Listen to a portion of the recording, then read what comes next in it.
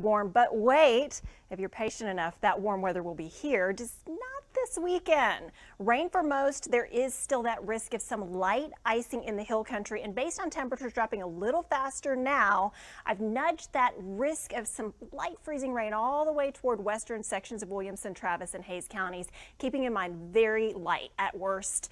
All rain, I-35 points east. Here's the way your day plays out for your Saturday. Make sure you got the rain gear handy.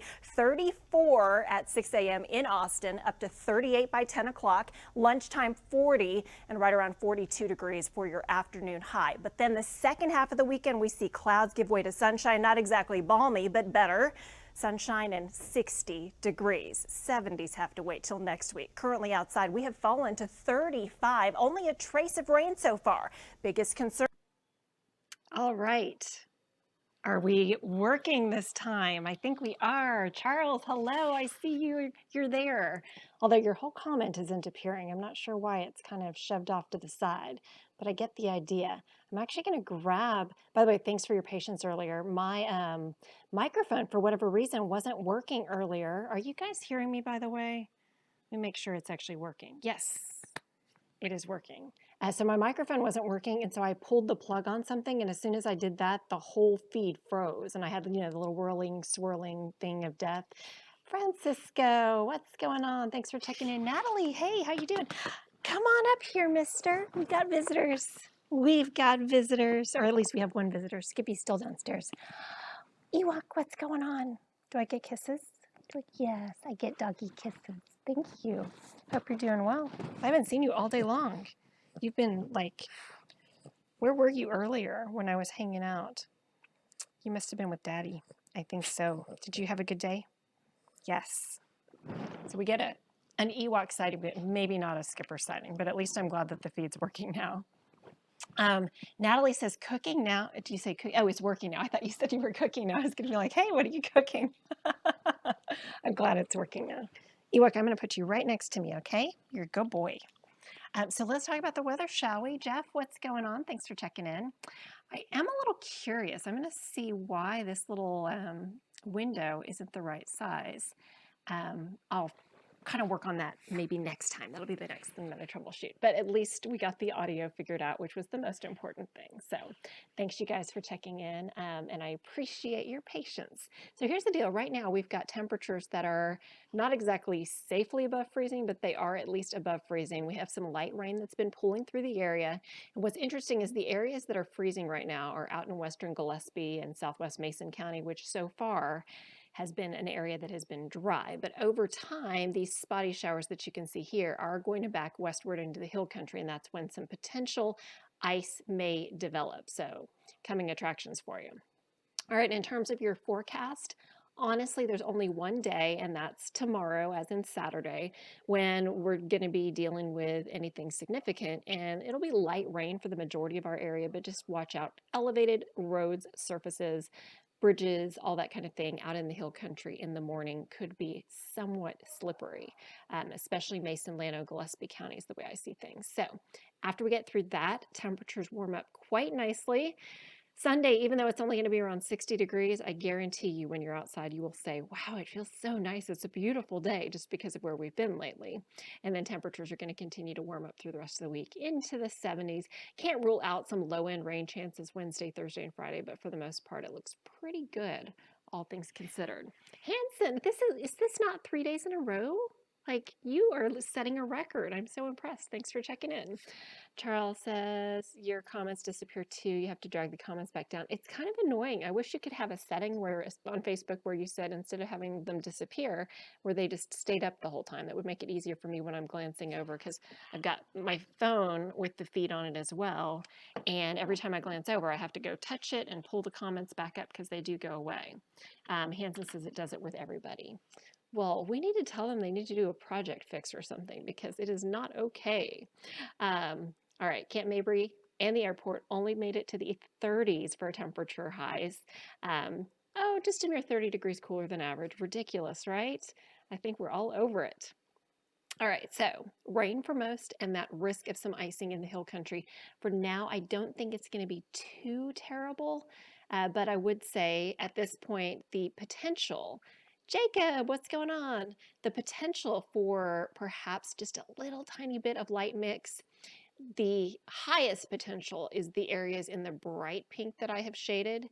The kind of in the middle, not quite sure zone is going to be this area right in here through western Travis, Hayes, and western Williamson counties. And then off to the east where we're talking all rain. This is where I'm not concerned at all about any iciness. But more than likely, the majority of what falls will just be liquid precipitation as temperatures will be warming. It's not going to exactly be balmy, and I may even be a little optimistic going 42 degrees for a high. It might be like 40 or 41, which is going to be cool, but at least not terrible. And then rain chances likely all day long, but it won't necessarily be heavy rain. It'll be kind of light rain the way I see things.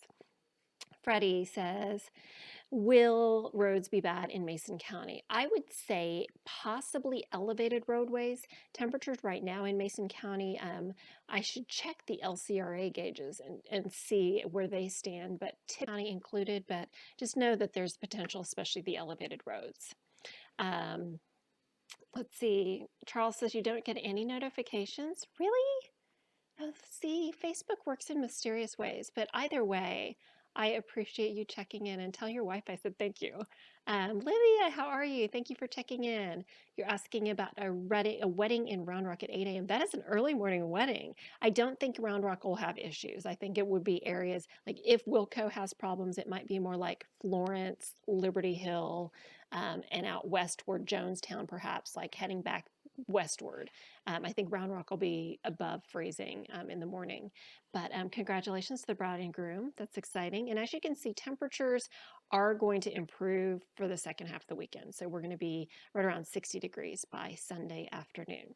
Currently outside in Austin, it is 36 degrees. We had fallen to 35 during the 10 o'clock hour after a little bit of light rain came through, but now we've gone back up to 36. I did drop the low for Austin down to 34 officially, which, hey, at this point, anything above freezing is all we care about, right? Currently, the coldest spot is out in the hill country where Doss is sitting at 31 degrees. So as mentioned earlier, the spots most likely to see freezing and potential freezing precipitation will be basically Highway 281 points west. The areas that might, but it's not a for sure thing, would be places from east of Highway 281 to west of I-35. And then anywhere to the east of that should be just plain old rain. And it's not very heavy at all. In fact, let me go ahead and show you. I'm going to pull up the 24-hour rain totals just to give you an idea of how little rain we have had so far. This is taking a look at all of the gauges over the last 24 hours. And I mean, it has been extremely light precipitation. So for instance, in Fayette County, LaGrange has had 0.09 inches of rain.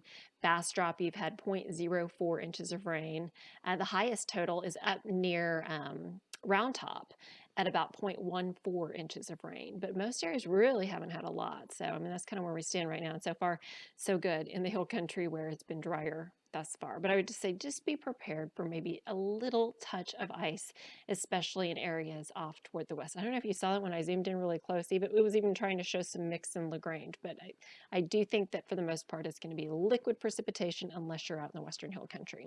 Why is this happening? Well, along the same cold front that came through a couple of days ago brought us from 88 degrees down to where we stand.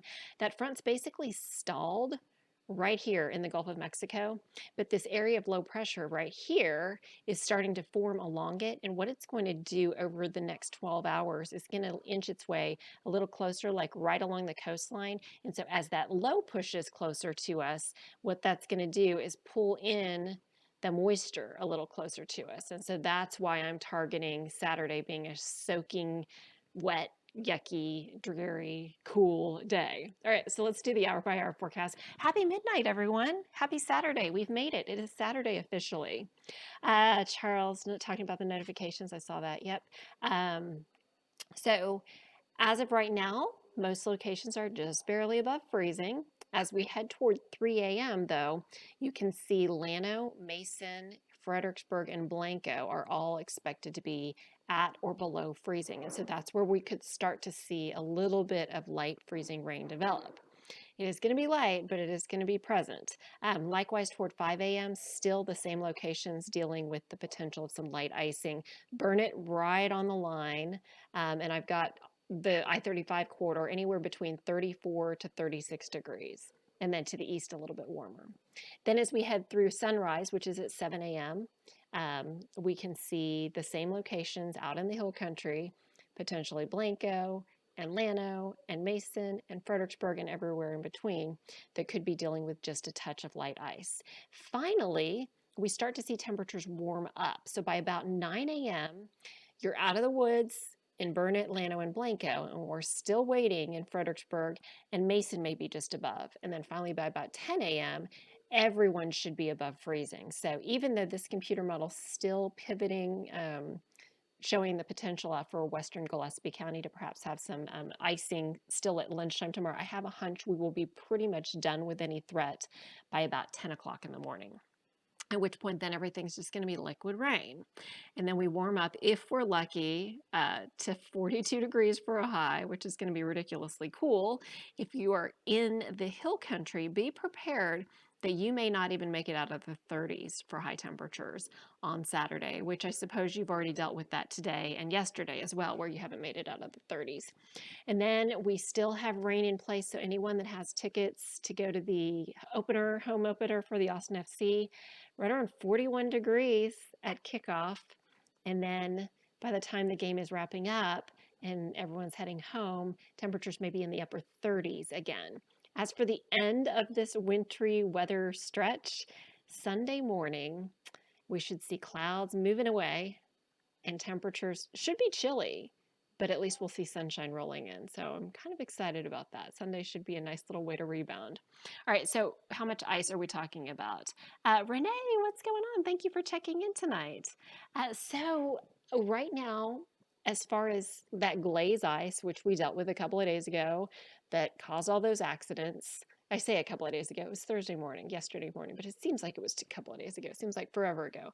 The most likely areas to have a very light accumulation of icing that could glaze your car and signs and railings and steps and elevated roadways would be areas from Blanco County to Llano County to Mason County to Gillespie County.